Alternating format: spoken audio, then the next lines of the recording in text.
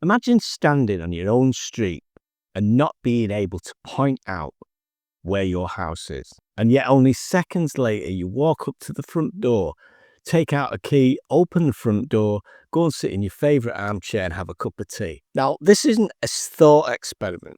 This is actually real.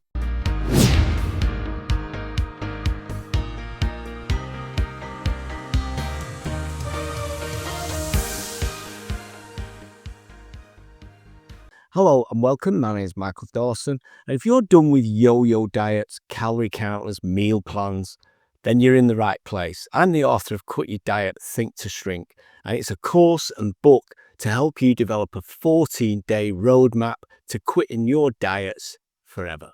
So you're probably here because you've maybe just done the Quit Your Diet quiz and your result came out at the behavior level. If you haven't done the test yet, then there's a link around here somewhere, and when you get your results, you'll get the first 3 chapters of my book absolutely free, and you'll get some hints and tips to help you with whatever level you came out at. I have got an earlier video explaining the levels of change and how it appears, like this 4 or 6 level pyramid. Your problem and your solution should sit at the very least at an equal level, or your solution should sit above the problem. That's the theory behind this entire level of change. So there's a video at the beginning of this playlist that will explain to you how all that works. And before we go a little bit deeper, here's the levels. The first level is environment. The next level above that is behavior, which is the subject of today's video. Then you've got capabilities, and then you've got what is basically a bundle. I've bundled together the last 3, which are identity and beliefs and purpose. That is you as a person inside. In this video, I want to talk about behavior. I told you at the beginning about a man with a 30-second memory. In fact, I was slightly exaggerating. His memory lasts between 5 and 20 seconds, and his name was Clive Waring. A man who, after a devastating brain illness, lost the ability to place down any new memories. For him, every moment was like a fresh beginning. He lived in this constant loop of 20 or 30 seconds. He almost had like a goldfish memory, if you like.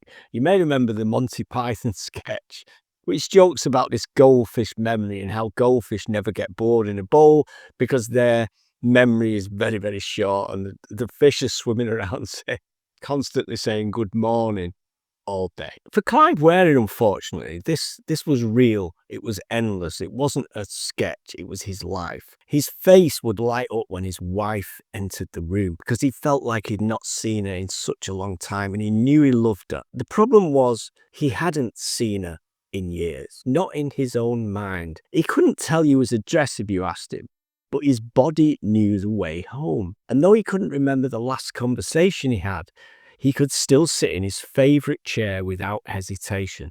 Now, he was a highly accomplished musician, and he could play music faultlessly, even though he had no real concrete memory of how he knew it or how he learned it. And scientists who studied him started to realise something pretty remarkable. Habit survives when memory fails. And this is what was happening to Clive. He was able to live using habits. In many ways, this revealed something true about all of us. We think we move through our days by choice, by conscious decision. But the truth is, much of what we do is invisible, it's automatic.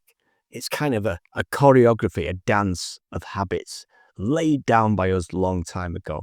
When you think about it, it's the same first leg in the trousers, the same drive, the same route to work, the same traffic jam, and the same little glance up at the clock at around about 3:20. And this suggests that habits are the invisible building blocks of our daily life. And there are so many reasons why habit would be so important to us in evolutionary terms, because it allows us to chunk off behavior and get used to routine, and that takes less brain space. And this is why Clive could conduct his life without any long or short-term memory. He used habits. Now, the good habits lift us up without any effort, but the bad ones, they steer us into places that we never really wanted to go. And the good news is, once you see this hidden code, then you can change it. Now, if you took the test, and there's a link around here somewhere, and your results suggested behaviour, then managing and mastering your habits could be a huge benefit to you in both giving up diets and how you manage your daily life. In this guide, I'm going to show you how you can use subtle, powerful ways to interrupt the formula of a bad habit and replace it with a habit that actually serves you better. It won't be instant. Habits are like really, really deep rooted, and Clive Waring shows us just how deep rooted they are. But on occasion, we can slowly master them. We can use the power of habit against itself and divert that energy for good. It can be done. You think about the friend you know who just can't survive a few days without a workout and a sweating in the gym. And we can build these kind of habits that feel effortless over time. And as a side note, he didn't go in the gym on the first day with that desperation and that habit. He had to build it. He had to work through those early stages. Think about a guy I knew when I worked with the morbidly obese. This guy got off the bus every night just after 5 o'clock, stepped off the bus, long day's work. He would walk a few steps, cross the street, go in the newsagents, and would buy a Mars bar. It eventually became automatic. It was part of his daily habitual behaviour. He didn't think about it, he didn't debate it, he didn't even particularly crave it. It just happened, and he'd done it for years. The bus stop, the shop, the Mars bar. He'd been doing it long enough that it felt less like a decision, more like a fact of life, like the weather. But then something happened. As part of a project I was running with people living with morbid obesity, we tried a different idea. Don't fight the habit head on. Don't argue with yourself. Just change something small. So he decided to get off the bus one stop earlier and walk the rest of the way home.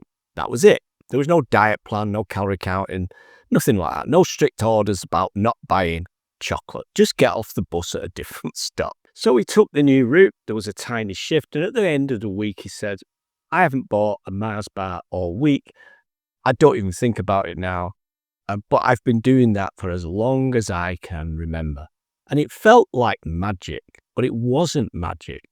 It was how habits actually work. So let's give all credit to Charles Duhigg for his book, for showing us how habits work. At the heart of every habit, good or bad, there is a simple loop. 1, a cue. The cue is the trigger that starts the habit in motion. Number 2 is the routine, the action you automatically take.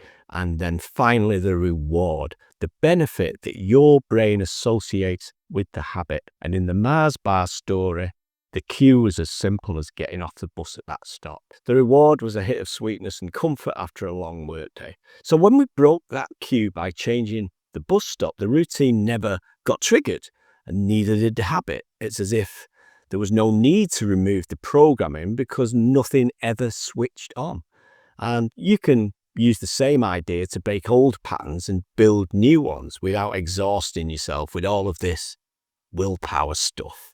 I've attached a PDF to this video with some great tips on 3 ways how you can rewire your habits, how you can start new ones, how you can end old ones, and how you can sometimes nudge and divert other habits into a different direction.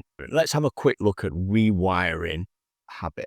So first of all, identify the habit you want to change or perhaps create. And before you do that, you really should be able to see it quite clearly in your mind how these 3 stages work.